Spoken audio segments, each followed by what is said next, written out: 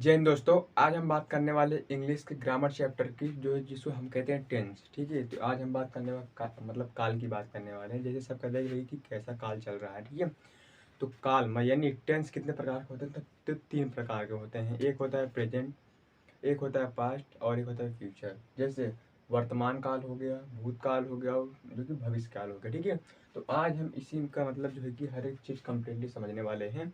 हालांकि ये जो टेंस का चैप्टर है तो ये पार्ट कर मतलब पार्ट वाइज पार्ट करके आएगा ही। तो आज हम लोग इसमें खाली ये बात करने वाले हैं कि ये प्रेजेंट टेंस क्या होता है। ठीक है, तो इस प्रेजेंट टेंस में जैसे मान चलिए ये जो टेंस है, ठीक है, तो ये टेंस जो है वो तो टेंस तीन प्रकार के होते हैं। प्रेजेंट, पास्ट, फ्यूचर, ये चीज़ हो गया।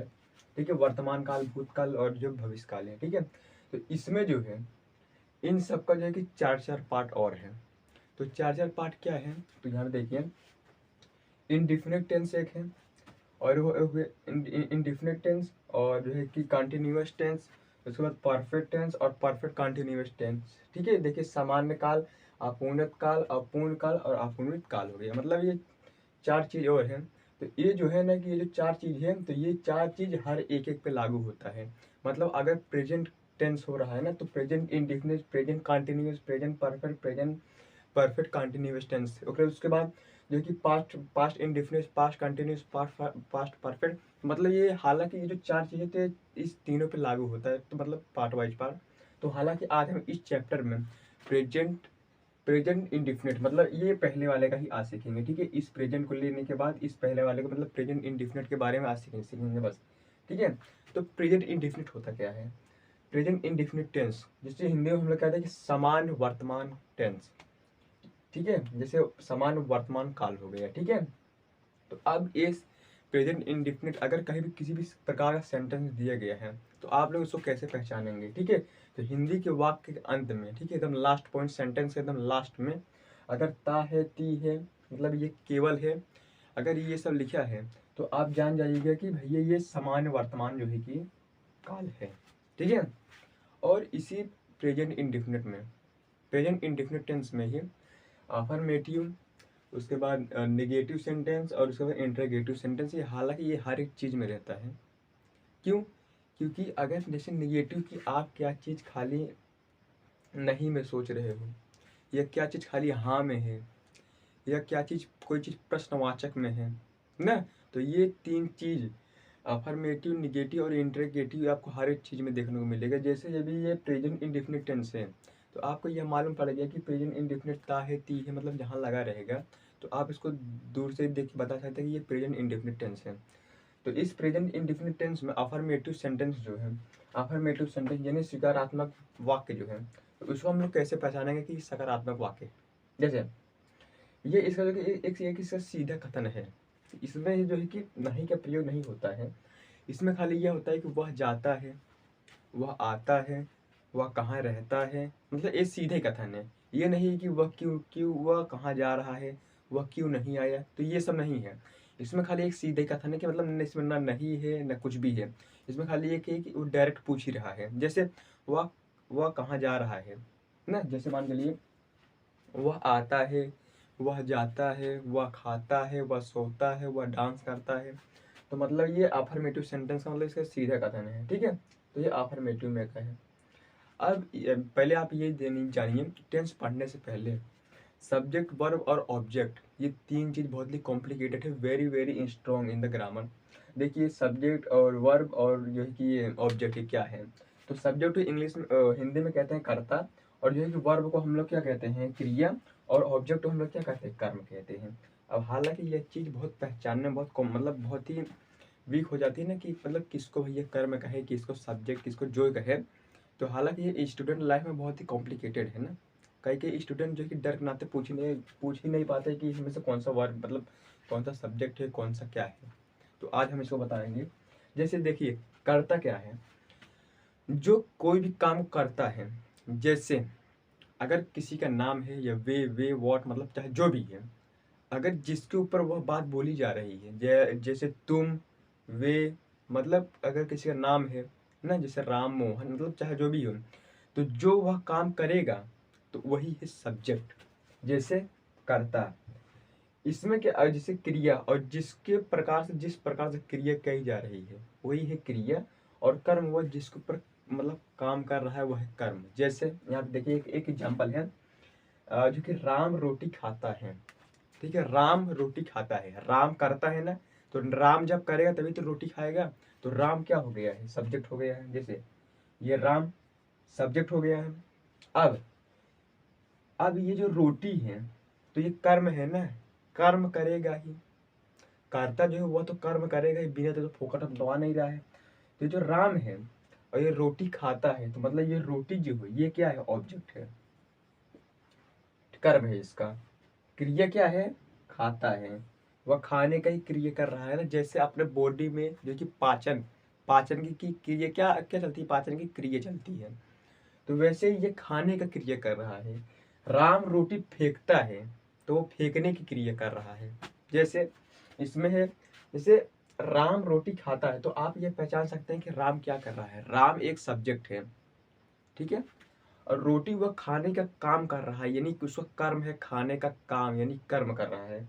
उसके बाद ये जो है क्या खाने की क्रिया कर रहा है, खाता है, तो इसका ये क्या हो गया, क्रिया हो गया। राम रोटी फेंक देता है, तो राम जो है कि वह सब्जेक्ट हो गया, और रोटी उसका कर्म है, वो रोटी खा रहा है, तो रोटी हो गया उसका कर्म यानी ऑब्जेक्ट हो गया। और वो खाने की क्रिया कर रहा है या फिर फेंकने की क्रिया कर रहा है या फिर जो भी करने की क्रिया कर रहा है वो है वर्ब। ये है आता जाता जो भी है। तो उम्मीद करते हैं कि आपको सब्जेक्ट वर्ब और ऑब्जेक्ट को पहचानने में कोई दिक्कत नहीं होगी।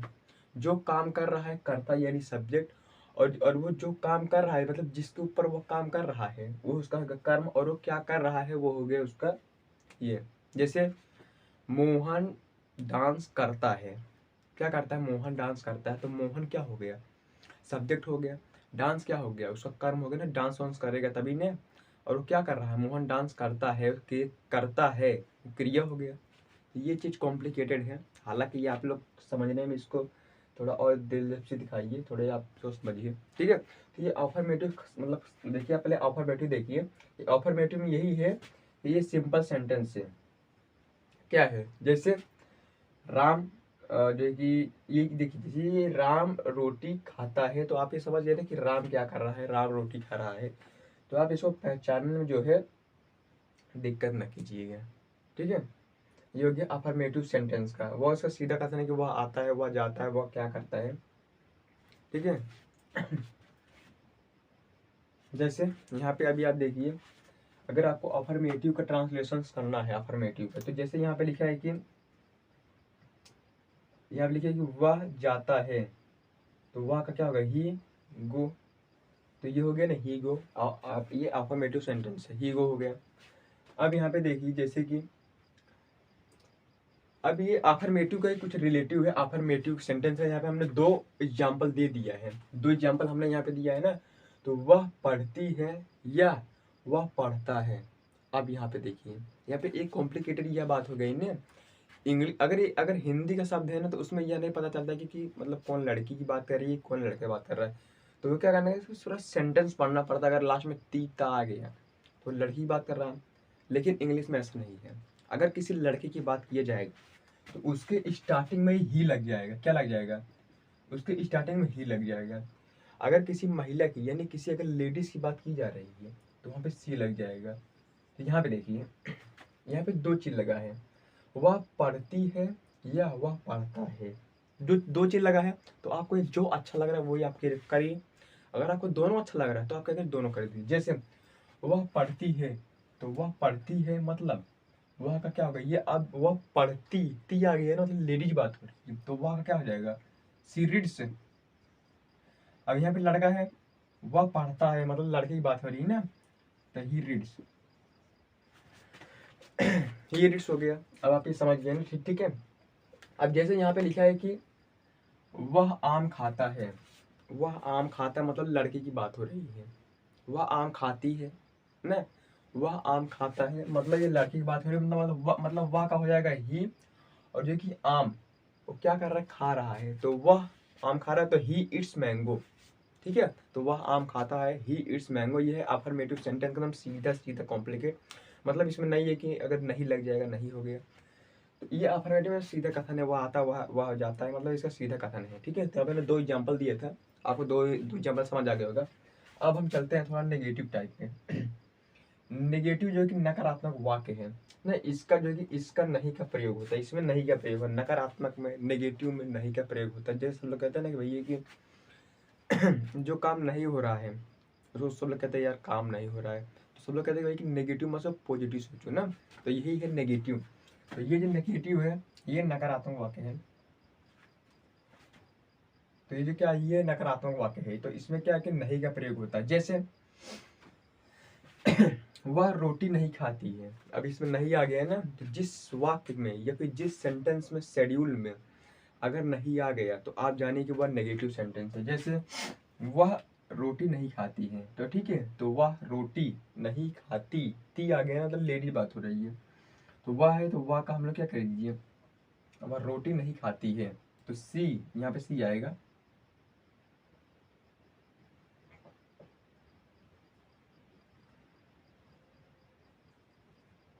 सी does not eat bread, bread जैसे she does not eat bread हो गया, ठीक है, वह रोटी नहीं खाती है, she does not bread eat bread, ये हो गया। उसके बाद देखिए यहाँ पे कुछ और लिखा है, सब्जेक्ट, और जो है कि अगर सब्जेक्ट प्लूरल में है, यानी अगर सब्जेक्ट बहुवचन में है, तो वर्ब से पहले क्या लगेगा, डू नॉट लगेगा। ये बात हो रही है नेगेटिव की। और अगर जो सब्जेक्ट है अगर वो सिंगल में यानी एक वचन में है, तो जो है कि वर्ब के पहले डज नॉट लगेगा। और अगर सब्जेक्ट के बजाय यू आई ये दे वे ये सब है, तो उसके जो साथ में जो है कि क्रिया से पहले डू नॉट लगेगा। ये आप समझ जाइए। जैसे यहाँ पे देखिए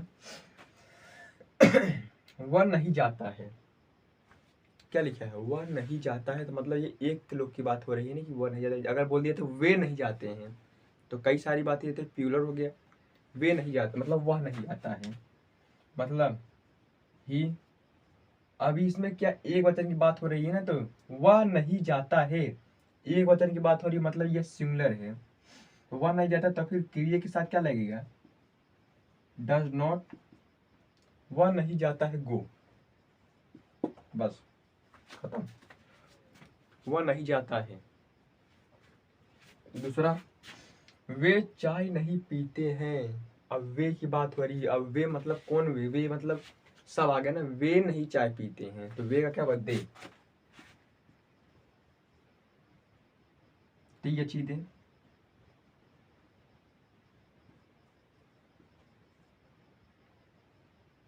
दे, अब इसमें जो है कि नहीं इसकी सहायक क्रिया ये भैया प्लूरल यानी बहुवचन में है, तो इसमें डू नॉट लगेगा, डू नॉट,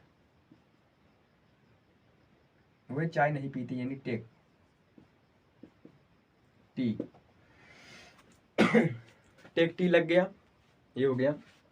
अब आप कहेंगे कि ये नोट क्यों लग रहा है, नोट इसलिए लग रहा है क्योंकि ये जो है ये नकारात्मक है, मतलब नेगेटिव सेंटेंस है, तभी नोट लग रहा है। और डू या फिर डज नॉट, डू और डज नॉट कब लगेगा, अगर सेंटेंस जो है, सेंटेंस छोड़िए, अगर सब्जेक्ट यानी जो है कि कर्ता, अगर कर्ता सिंगल मतलब प्लूरल में है, तो उसके जस्ट बाद डू नॉट लगेगा। अगर कर्ता यानी सब्जेक्ट सिंगुलर में है, तो उसके जस्ट बाद डज नॉट लगेगा, ठीक है, ये बात समझ आ गई। अब देखिए यहाँ पे, अब हमने जो कि नेगेटिव बात हो गई है, अब बात करते हैं इंटरोगेटिव सेंटेंस की, यानी प्रश्नवाचक चिन्ह की। प्रश्नवाचक चिन्ह क्या है कि व्हाट हमेशा इसमें पूछा ही जाता है कि what are you doing, when are you, मतलब इसमें हर एक चीज पूछा जाता है कि तुम क्या कर रहे हो, नहीं इसमें हर एक चीज पूछा जाता है। अगर कहीं पे सेंटेंस ऐसा आ गया, वह कहाँ जा रहा है ना, व्हाट आर यू डूइंग, या फिर मतलब इसे कुछ कोनो प्रश्न पूछ जा रहा है, तो आप समझ जाइए कि भैया ये इंटरोगेटिव सेंटेंस है, यानी प्रश्नवाचक चिन्ह है। जैसे क्या वह रोज आता मतलब जाता है, तो इसमें यह क्या लग गया ना, अब पहले शुरुआत में क्या लग गया, मतलब ये इंटरोगेटिव यानी प्रश्नवाचक चिन्ह है। प्रश्न के जो है कि प्रश्न जो है, अगर वो जिस जिस लाइन पे वो प्रश्न पूछ रहा है, तो वहां पे क्वेश्चन मार्क लगेगा, क्या लगेगा, क्वेश्चन मार्क लगेगा। जैसे क्या वह रोज जाता है, अब क्या बोल दिया, लेकिन इसमें एक ये चीज क्या में है, तो आप जान जाइए कि वह चीज जो है कि प्रश्नवाचक चिन्ह है, यानी इंटरोगेटिव सेंटेंस। जैसे क्या वह रोज जाता है, अब देखिए इसमें एक यह कथन है, इंटरोगेटिव में यह चीज बोला गया है या यह लिखा गया है, राइट बाय, यह चीज बोला गया है कि अगर सब्जेक्ट जो कर्म है, तो सब्जेक्ट के पहले पहले जो है कि उसका डू और डज लग जाएगा। वही चीज ये जो नेगेटिव है, इस नेगेटिव में यह चीज बोला गया था कि भैया सब्जेक्ट के बाद लगेगा, सब्जेक्ट के बाद डू और डज लगेगा। ये चीज नेगेटिव में है, जो नहीं प्रश्न आते हैं उसमें है। सब्जेक्ट के बाद डू और डज लगेगा, ये नेगेटिव की बात है। और इंटरोगेटिव में यह है ना कि वर्ब और जो है कि सब्जेक्ट के पहले पहले जो लग गया है उसका डू डज लग जाएगा। जैसे क्या वह रोज जगे, क्या वह रोज जाता है, अभी इंटरोगेटिव है, अभी इसमें क्या आ गया ना, तो मतलब ये व्हाट वाला काम आ गया है। जैसे क्या वह रोज जाता है, तो मतलब इंटरोगेटिव है, तो मैंने क्या बताया कि इंटरोगेटिव में सबसे पहले डू डज लग जाता है, उसको देखने के बाद कि वह चीज सिंगुलर है या प्लूरल है। हमने यहाँ पे बता दिया है कि अगर सब्जेक्ट, अगर वाक्य जो है प्लूरल में है यानी बहुवचन में है, तो उसके साथ डू और डज लगेगा, ओ सॉरी डू लगेगा। ये जो नोट की प्रक्रिया है ना, ये नोट की प्रक्रिया खाली नेगेटिव तक चलती है, जहाँ पे नेगेटिव बात होती है। उसके बाद यहाँ पे अगर सब्जेक्ट सिंगुलर में है, तो वहां पे क्या लगेगा, डू मतलब डज लगेगा, ठीक है।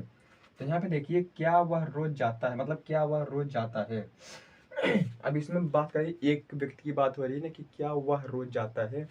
देखिए तो पहले इसकी सहायक क्रिया जो है वह लग जाएगी मतलब डज लग जाएगी, डज, उसके बाद वह का लग जाएगा ही, उसके बाद वह क्या कि रोज, मतलब रोज जाता है ना, तो मतलब जाता की जगह गो, उसके बाद रोज डेली, हो गया काम खत्म।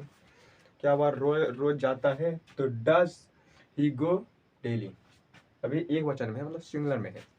वैसे यहाँ पे दिया गया है क्या वह रोटी खाती है, तो इसमें भी देखिए क्या वह रोटी खाती एक वचन में है, और इसकी जो मतलब डज डू नॉट है, ये इसको देखने के बाद ही लग जाएगा। तो जैसे डज वह अभी लेडीज बात है ना, मतलब एक गर्ल्स बात है, तो यहाँ पे टी है ना, मतलब टी, तो क्या वह रोटी खाती है, तो मतलब जो जो वह है ये लड़का नहीं, अगर ही लगेगा, इसमें लड़की की बात हो रही तभी सी लगेगा।